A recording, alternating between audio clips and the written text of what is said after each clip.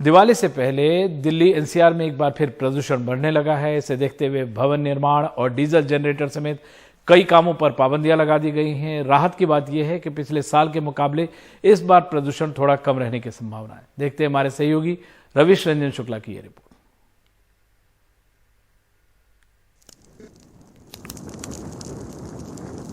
पंजाब हरियाणा में जल रही पराली का ये धुआं जब दिल्ली और आसपास पहुंचता है तो प्रदूषण खतरनाक स्तर तक चला जाता है। अक्टूबर के पहले और दूसरे सप्ताह दिल्ली में जहां AQI यानी एयर क्वालिटी इंडेक्स 150 के आसपास था, वहीं अब ये 290 पर है। मौसम विभाग के मुताबिक शनिवार से AQI 300 से ऊपर चला जाएगा। लेकिन सबसे ज्यादा खतरनाक जो है, वैसे तो दोनों खतरनाक होते हैं, PM10 और PM2.5, लेकिन PM2.5 जो है वो पार्टिकुलर मैटर जो 2.5 माइक्रोमीटर से कम होता है, वो सबसे ज़्यादा खतरनाक होता है। और वो हमारे सांस के ज़रिए, क्योंकि बॉडी के अंदर ऐसी कोई व्यवस्था नहीं है कि PM2.5 को रोक सके, तो वो सांस के ज़रिए हमारे फेफड़े में पहुंचती है और फिर कैंसर, अस्थमा, ब्रोंकाइटिस, खांसी जैसी तमाम सारी बीमारियां होती हैं। इसी के चलते अब दिल्ली NCR में ग्रेडेड रिस्पांस सिस्टम 2 को लागू कर दिया गया है, जिसके तहत डीजल जनरेटर और निर्माण कार्यों पर रोक लगा दी गई है। कोयले और लकड़ी से चलने वाले तंदूर पर पाबंदी है। मेट्रो के फेरे और CNG वाहनों पर जोर है। साथ ही गाड़ियों को नियंत्रित करने के लिए पार्किंग फीस बढ़ाने के निर्देश दिए गए हैं, क्योंकि दिवाली के समय पर ट्रैफिक का एमिशन थोड़ा सा बढ़ जाता है। तो एक वो कारण इसका हो सकता है। और ऐसा भी हम मानते हैं कि इस बार फायर क्रैकर्स थोड़े से कम जलेंगे या नहीं जलेंगे जितना, क्योंकि सरकार ने काफ़ी इसके ऊपर प्रतिबंध लगा रखे हैं, तो उसका प्रभाव भी रहेगा। हालांकि इस बार पटाखों पर पूरी तरह पाबंदी है। बेचने वालों से लेकर फोड़ने वालों पर भी जुर्माना है। लेकिन दिल्ली NCR के प्रदूषण की बड़ी वजह पंजाब हरियाणा में जल रही पराली है। अच्छी बात यह है कि मौसम विभाग के सैटेलाइट इमेज के मुताबिक इस साल पराली जलाने में खासी कमी आई है। बताया जा रहा है कि पिछले साल 20 अक्टूबर तक पंजाब में पराली जलाने के 3730 मामले थे, वहीं इस साल घटकर 2721 थे। इसी तरह हरियाणा में पिछले साल 1237 मामले थे, जो इस साल घटकर 664 रह गए हैं। इसी आधार पर मौसम विज्ञानी doctor VK Soni Delhi NCR की बाबत कुछ राहत भरी खबर दे रहे हैं। पिछले साल की तुलना में काफ़ी कम फायर काउंट्स हैं और अभी जो विंड्स चल रही हैं वो थोड़ी सी वेरिएबल हैं और ज़्यादातर विंड ईस्टर्ली हैं। यूपी से पंजाब की तरफ आ रही है ये। तो उसके कारण जो पराली का कंट्रीब्यूशन है वो दिल्ली तक अभी ज़्यादा नहीं होगा। हालांकि दिल्ली NCR में इस तरह की अब भी कई जगह हैं जहां धूल खासी उड़ती दिख रही है।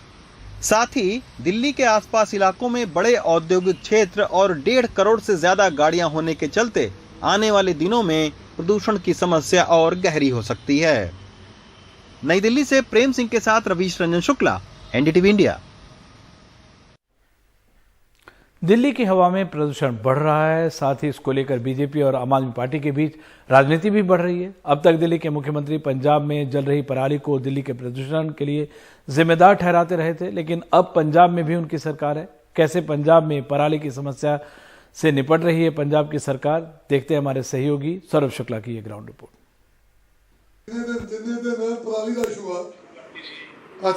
पंजाब के कृषि मंत्री कुलदीप सिंह धालीवाल अमृतसर के कृषि अधिकारी से वीडियो कॉल पर बात करके उस खेत पर जाने के लिए कह रहे हैं जहां पराली जलाई जा रही है। दरअसल पराली जलाने की समस्या से निपटने के लिए पंजाब सरकार ने एक विशेष वॉर रूम बनाया है, जहां सैटेलाइट के जरिए पंजाब सरकार की टीम 24 घंटे मॉनिटरिंग करती है और जैसे ही किसी खेत में उन्हें आग की तस्वीर मिलती है तो तुरंत उसकी गूगल लोकेशन लेकर अपनी टीम को पराली जलाए जा रहे खेत पर भेज देती है।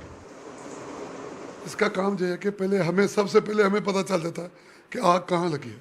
कैसे पता चलता है आप लोग? सैटेलाइट से हम पता कर लेते हैं कि कहाँ आग लगी है। हम उससे ले अपनी ब्यूरोक्रेसी को, अपने उससे जो है खेती बाड़ी के उधर भेज देते हैं कि जल्दी जाओ किसान को समझाओ, बंद करो, दूसरे खेत में ना लग जाए। सुबह 9 बजे जो स्टार्ट हो जाता है, 9 बजे उनकी लोकेशन ले लेते हैं कि भाई आप कहाँ हो, सबसे बताओ आप खेतों में हो, गाँव में हो, कहाँ चाह रहे हो। कोई भी चीज़ किसान को चाहिए उसकी हेल्प कर रहे हो। ये व्हाट्सएप नंबर किसानों को दिया कि आपको कोई मशीन चाहिए, आप इस पे मतलब जरा बात करें। सरकारी आंकड़ों के मुताबिक इस साल पराली जलाने के मामलों में कमी आई है। 2020 में 20 अक्टूबर तक 8,065 मामले सामने आए थे। 2021 में 20 अक्टूबर तक 3,730 मामले सामने आए और 2022 में 20 अक्टूबर तक 2,721 मामले ही सामने आए हैं। लेकिन पंजाब सरकार के दावों से ये तस्वीर थोड़ी अलग है। चंडीगढ़ से 20 किलोमीटर दूर तरनजीत सिंह ने अपने 6 एकड़ के खेत में पराली में आग लगा दी है। तरनजीत कहते हैं कि पराली से दिल्ली में प्रदूषण नहीं होता, किसान दशकों से पराली जलाते आए हैं। सरकार को अगर इतनी ही फिक्र है प्रदूषण की तो किसानों को मुफ्त में पराली काटने वाली मशीनें दें। तो आपको लगता है प्रदूषण का एक मुद्दा है आप लोगों के लिए या फिर पराली का कोई मुद्दा नहीं? पराली का कोई मुद्दा पराली ਦਾ ਕੋਈ ਮੁੱਦਾ ਨਹੀਂ, ਝੂਠ ਆ।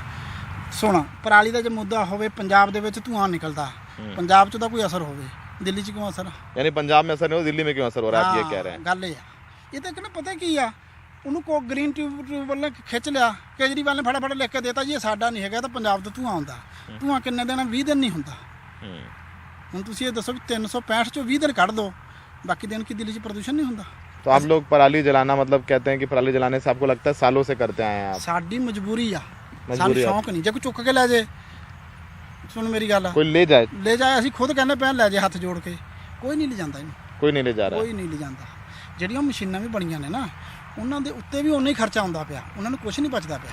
अरविंद केजरीवाल जी हिंदुस्तान के पहले शासक नहीं है जिन्होंने पटाखों पर बैन लगाया है दिवाली पे। प्रदूषण को लेकर हर बार की तरह राजनीति भी तेज हो गई है।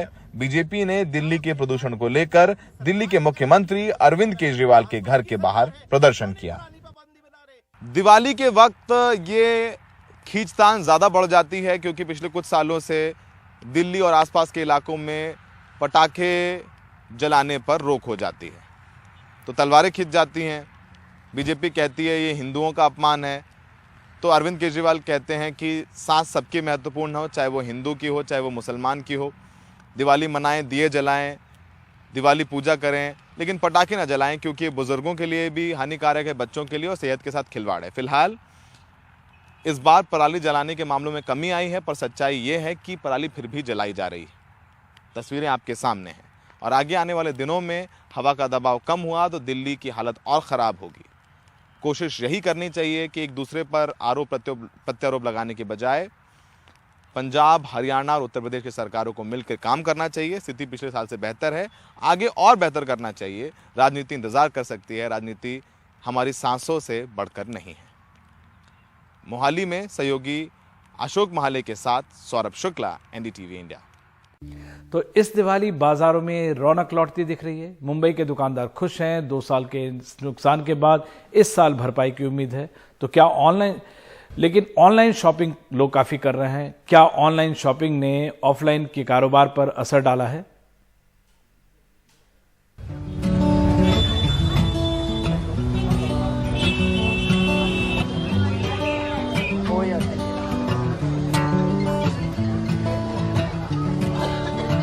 मुंबई के बाजार फिर रोशन हैं। दिन हो या रात, दुकानों में चहल पहल है। 2 साल के नुकसान भरे कोविड ब्रेक के बाद इस साल भरपाई की अच्छी उम्मीद है। सामानों की कीमतें बढ़ी हैं, पर ग्राहकों ने इस दिवाली दिल भी जरा बड़ा रखा है। इस बार दिवाली पे 10% अच्छी खरीदारी हो रही है। लोगों का दुकान का भाड़ा, मेंटेनेंस वगैरह नहीं निकाल पाए। नहीं, इस बार जो लग रहा है कि उसकी भरपाई हो सकती है। हाँ, भरपाई होएगी, अभी पूरी भरपाई होएगी। हाँ, अच्छी खासी भीड़ है इस बार दुकानों में। हाँ, क्या भीड़ बहुत है इधर, अभी कंदिल गली फुल है माइम के। खरीदारी कैसी है इस बार? इट्स वेरी गुड, अच्छा है, बहुत अच्छा है। 2 साल में कितना नुकसान हुआ आप लोगों का? नुकसान तो नहीं, बट इट्स गोइंग बेटर। अभी बहुत अच्छा है, पहले 2 साल से अभी बेटर है एंड इट्स पिकिंग अप। अभी अच्छा चल रहा है। ऐसा थोड़ा नुकसान तो होना ही था ना, घर से बाहर नहीं निकल रहे थे लोग, तो इसलिए। तो इस साल नुकसान भरपाई हुई? हो जाएगी। इस बार के कंदिल थोड़े से महंगे बिक रहे हैं। ठीक है, लेकिन देखो 50-100 रुपीज एक्स्ट्रा है तो ठीक है, लेकिन 50-100 रुपीज ज्यादा है। लेकिन ये लास्ट ईयर हम लोग ने 300 में लिया था, अभी 350 में, लेकिन 300 में दे रहे। उधर से जैसे से रॉ मटेरियल बढ़ गया तो हम लोग को भी बढ़ाना पड़ता है, बाकी कुछ नहीं है। बस ज्यादा तो कुछ नहीं बढ़ा है, ज्यादा से 20-25 रुपया बढ़ गया है। राइस का क्या है मैडम प्राइस? इसका 850। लोग खरीद रहे हैं इतने महंगे कंदिल? बहुत सारे, अभी गिन के बच्चे हैं। 2 years मतलब ठीक है, अभी 2 साल उनका भी बिजनेस नहीं हुआ है, सबकी खुशी है तो हमारी भी खुशी है, ठीक है। आप लोग उतना पे कर रहे हैं, कोई दिक्कत नहीं है? नहीं, दिवाली 2 साल बाद मना रहे तो ठीक है अभी। हालांकि ऑनलाइन शॉपिंग ने ऑफलाइन स्टोर्स का थोड़ा बिजनेस जरूर बिगाड़ा है, पर कुछ ग्राहकों को ऑनलाइन सामानों पर भरोसा नहीं, इसलिए दुकानों में ही पहुंचना पसंद करते हैं। हाँ, उसका जो ऑनलाइन लोग बुकिंग कर लेते हैं उसका असर व्यापारियों पे काफ़ी पड़ रहा है, क्योंकि ऑनलाइन में थोड़ा डिस्काउंट करके देते हैं।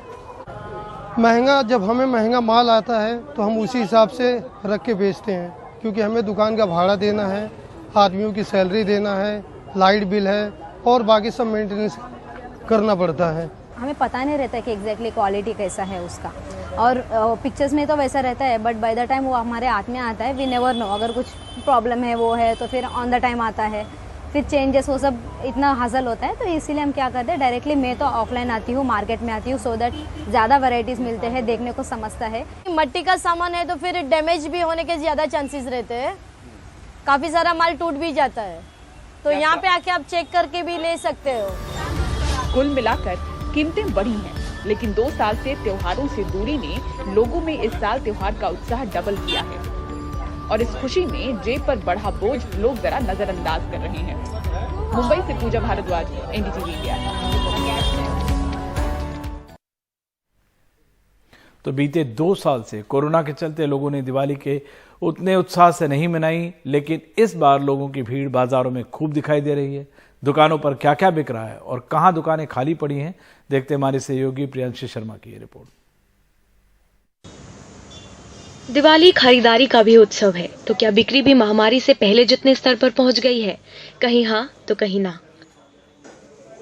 दोपहिया वाहनों और इलेक्ट्रिक सामान की दुकानें ग्राहकों से खाली हैं, लेकिन गाड़ियों और सोने जैसा महंगा सामान खूब बिक रहा है। जब आप दिवाली के बारे में सोचते हैं तो आप सोचते हैं लाइट्स, चमक और गोल्ड के बारे में।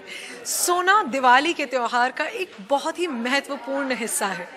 इस सोने की डिमांड और सेल्स महामारी के दौरान बहुत कम हो गई थी, लेकिन अब इस त्योहार के सीजन में ये डिमांड फिर से बढ़ती दिख रही है। सोने की दुकानों पर बिक्री में महामारी से पहले भी 30% से ज्यादा की बढ़त हुई है। 2020 में जब पेंडेमिक हो गया था तो उस समय जो सोने की खरीद थी वो काफ़ी कम हो गई थी, वो लगभग 15 टन ही थी धनतेरस के दिन, जो 2021 में बढ़कर लगभग 30 टन के आसपास हो गई। और हमें पूरी उम्मीद है कि 2022 में धनतेरस के दिन हम एक ही दिन में लगभग 40 से 42 टन सोना बेच पाएंगे। कुछ जो प्रोमिनेंट ज्वेलरी शॉप्स है वहाँ पर इतना रश है कि ऐसा लग रहा है कि कोई जिस तरह का रश हमने राशनिंग की दुकानों में देखा है, तो इस बार बहुत ही एक रिकॉर्ड सेल की उम्मीद है। सोने की बढ़ती बिक्री की एक वजह मंदी की दर से गिरते सोने के दाम भी हैं। मैं ये समझता हूँ कि पेंडेमिक से पहले प्राइस 57,000 का लेवल गया था, पेंडेमिक में ही 57,000 गया था गोल्ड, और टुडे इट इज़ 52,000। हर साल धनतेरस पे प्राइस तेज होता है, इस बार कम है। Yes, this is the best time. Diwali के बड़े त्योहार के दौरान लोग बड़ी खरीदारियां करते हैं, जैसे इलेक्ट्रॉनिक्स और गाड़ियां। पर क्या बढ़ती महंगाई की वजह से इन बड़ी खरीदारियों में कोई झिझक पैदा हुई है? क्या फेस्टिवल या त्योहार के माहौल पर कुछ असर पड़ा है? गाड़ियों के डीलर्स का कहना है जी नहीं, उनकी सेल्स रिकॉर्ड छू रही हैं। We are in 100% growth. 2019 में हमने त्योहार के मौसम में 200 गाड़ियां बेची थीं। इस साल उम्मीद है कि 300 गाड़ियां बेचेंगे। हम गाड़ियों की रिकॉर्ड तोड़ बिक्री देख रहे हैं। Federation of automobile dealers association के इस साल के नवरात्र के आंकड़े देखें तो 2019 के मुकाबले गाड़ियों की बिक्री में 16% का इजाफा हुआ है। तिपहिया वाहनों की बिक्री 31% बढ़ी है, जबकि दुपहिया वाहनों की बिक्री में 3.7% की मामूली बढ़त देखी गई, यानी मध्य वर्गीय मांग ज्यादा नहीं बढ़ रही है। इलेक्ट्रॉनिक्स के सामान की बिक्री बहुत कम हो रही है। 2019 के कंपैरिजन में लें तो 40% के आसपास कम है। पहले इस साल अगर हम लगाएं तो इस दिन दिवाली से 2 से 3 दिन पहले रश मतलब इतना होता था कि स्टोर मतलब पूरा फुल होता था। इस टाइम आप खुद देख सकते हैं कि क्या है। अगर आप डिमांड की बात करें तो पैंडेमिक से पहले तो हम 3-3, 4-4 कस्टमर एक सेल्स एग्जीक्यूटिव अटेंड करते थे, बट आज के डेट में आप देख रहे हैं पूरा खाली भरा हुआ है। बिना मास्क के चेहरे ही नहीं, बाजार का मिजाज भी इस दिवाली में कोविड से पहले का लग रहा है।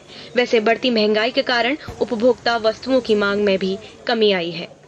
सिर्फ बिना मास्क के चेहरे नहीं, पर और बहुत कुछ इस बार कोरोना से पहले की दिवाली जैसा दिख रहा है, जैसे कि सोने की सेल्स। पर बढ़ती महंगाई का असर अभी भी कुछ प्रोडक्ट्स पर दिख रहा है। नई दिल्ली से कैमरा पर्सन राकेश सिंह के साथ प्रियांशी शर्मा, एनडीटीवी इंडिया।